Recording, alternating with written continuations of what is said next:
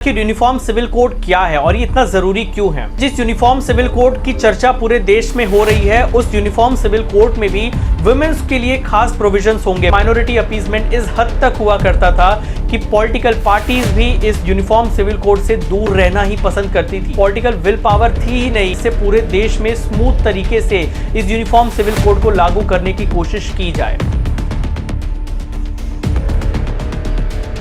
सबसे पहले ये समझते हैं कि आखिर यूनिफॉर्म सिविल कोड क्या है और ये इतना जरूरी क्यों है। हमारे देश में सिटीजन्स के पास में अलग अलग फंडामेंटल राइट्स हैं और इसके साथ साथ उनके पास कॉन्स्टिट्यूशनल राइट्स भी हैं।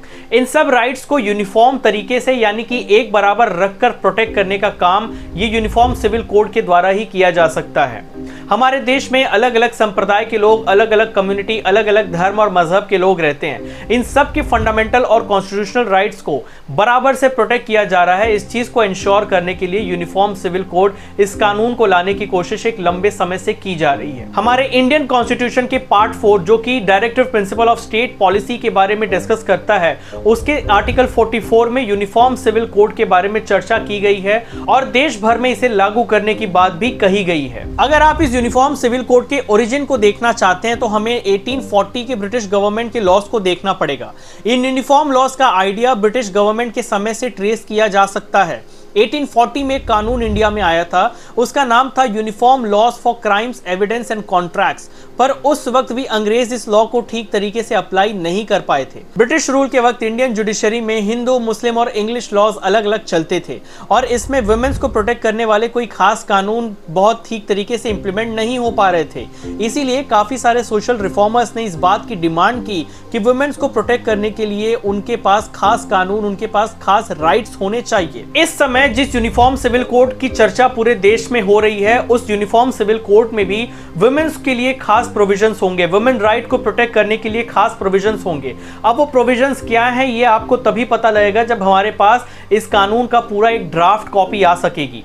उसके पहले कुछ भी कहा जाना बहुत ही मुश्किल है। मोटा मोटा आप ये समझ सकते हैं कि यूनिफॉर्म सिविल कोड ये इंश्योर करता है कि देश में रहने वाला हर नागरिक, अब वो चाहे जिस भी रिलीजन का हो, जिस कम्युनिटी का हो, सोसाइटी के जिस सेक्शन से बिलोंग करता हो, उसे लॉ के सामने इक्वली, उसके राइट्स को इक्वली प्रोटेक्ट किया जाए, ये इंश्योर करता है यूनिफॉर्म सिविल कोड। अब समझते हैं कि भारत के किन स्टेट्स में और दुनिया के किन देशों में यूनिफॉर्म सिविल कोड ऑलरेडी लागू किया जा चुका है।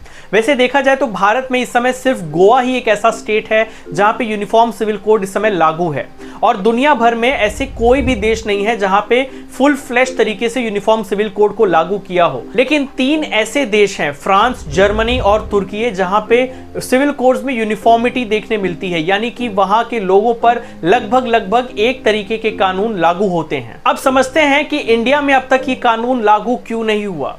देखिए, एक बात बहुत क्लियर है कि इस यूनिफॉर्म सिविल कोड को लागू करने के लिए गवर्नमेंट के पास पॉलिटिकल विल पावर होने की बहुत जरूरत है।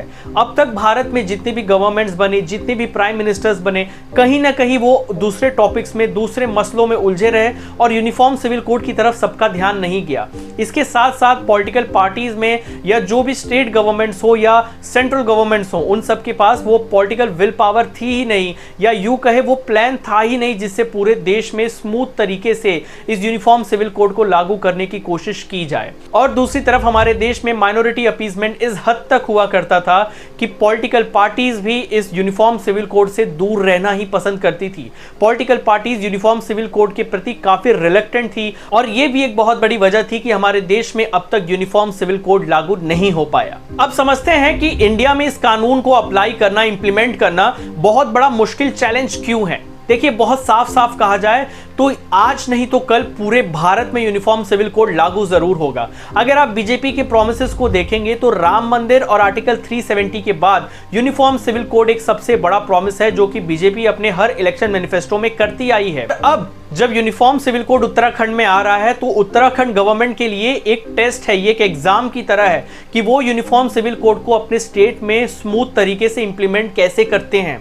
और दूसरी तरफ देखा जाए तो ये सेंट्रल गवर्नमेंट के लिए ऑब्जर्वेशन का वक्त है, ताकि वो इस चीज को ऑब्जर्व करें कि जब देश में यूनिफॉर्म सिविल कोड को लागू किया जाएगा तो वो कौन कौन से चैलेंजेस होंगे जिन पर ध्यान देना बहुत जरूरी होगा, वो कौन कौन से सेक्शंस होंगे जिनके ऊपर ध्यान देना सेंट्रल गवर्नमेंट के लिए बहुत ज्यादा जरूरी होगा। एक और जो बहुत बड़ा चैलेंज इस समय गवर्नमेंट के सामने है वो है मिस इन्फॉर्मेशन या अफवाहों का चैलेंज।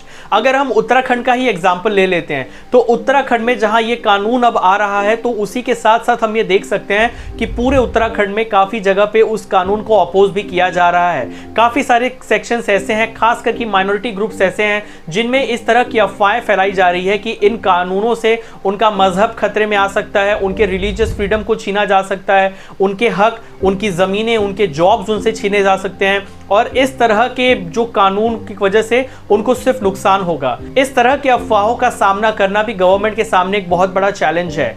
देखिए, इस बात पर ध्यान दीजिए कि इस कानून में क्या लिखा है, इसके प्रोविजंस क्या है, इसका ड्राफ्ट क्या है, ये अब तक किसी के पास आया नहीं है, लेकिन अफवाहें पहले उड़ा दी जा चुकी हैं कि इससे आपका धर्म, आपका मजहब खतरे में आ जाएगा, आपके हक आपसे छीन लिए जाएंगे।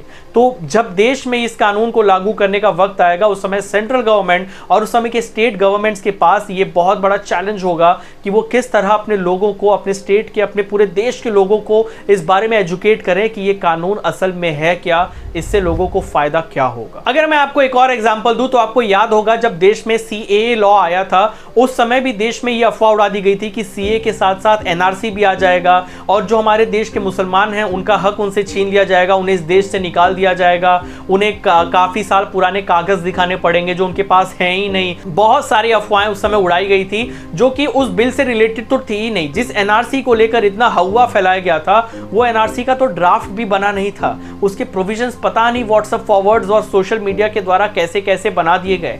जब आपने देखा था उस वक्त दिल्ली में राइट्स हो गए, उसके बाद में शाहीन बाग जैसा बेबुनियाद आंदोलन भी हुआ था। जब किसान आंदोलन हुआ, किसान फार्म लॉज आए थे, उस समय फार्म लॉ से जुड़े भी काफी सारे रूमर्स फैलाए गए जिसकी वजह से इतना बड़ा आंदोलन हुआ और जो किसानों के हाथ में फायदा आ रहा था वो फायदा भी उनसे छीन लिया गया था। देखिए, जब भी देश में ऐसे बड़े बड़े कानून आते हैं तो उसके साथ साथ काफी अफवाहें भी उड़ाई जाती है और इन अफवाहों का सिर्फ एक मकसद होता है देश में अच्छे काम होने से रोकना। अब आते हैं कि यूनिफॉर्म सिविल कोड के एडवांटेज और डिसएडवांटेजेस क्या है।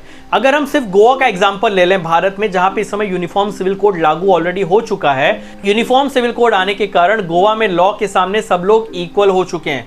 वहां पर irrespective of their background, religion, caste, societical background, status, सब लोग को लॉ के सामने इक्वली ट्रीट किया जाता है। अगर हम वुमेन राइट्स की बात कर रहे हैं तो गोवा में as compared to the other states women's के पास ज्यादा राइट्स हैं और वो राइट्स इसलिए ज्यादा हैं क्योंकि वहां पे यूनिफॉर्म सिविल कोड है। यूनिफॉर्म सिविल कोड होने की वजह से मैरिज, डाइवोर्स और प्रॉपर्टी इनहेरिटेंस पे वुमेन्स के पास वो सारे बेसिक राइट्स मौजूद हैं जो कि किसी भी इंसान के पास होने चाहिए। यूनिफॉर्म सिविल कोड की वजह से उनके उस राइट्स को प्रोटेक्ट किया जा रहा है। गोवा में पॉलीगैमी पर पूरी तरह बैन लग चुका है। आप किसी भी कम्युनिटी से हो, आप पॉलीगैमी यानी कि एक से ज्यादा शादी नहीं कर सकते। इसकी वजह से जो वुमेन्स हैं उनके पास सम्मान के साथ रहने का एक उन्हें मौका मिलता है। और एक बड़ा बेनिफिट जो मुझे एक और नजर आता है वो ये है कि यूनिफॉर्म सिविल कोड की वजह से सारे पर्सनल लॉज को यूनिफॉर्म सिविल कोड से रिप्लेस कर दिया गया, जिसकी वजह से पूरे लीगल सिस्टम पर एक अननेसेसरी का जो प्रेशर बना हुआ था वो प्रेशर हट गया और लीगल काम भी स्मूथ तरीके से किए जा सकते हैं। वहीं दूसरी तरफ अगर हम चैलेंजेस की बात कर लेते हैं तो देखिए, इसका जो सबसे बड़ा चैलेंज होगा वो है कॉम्प्लेक्सिटी।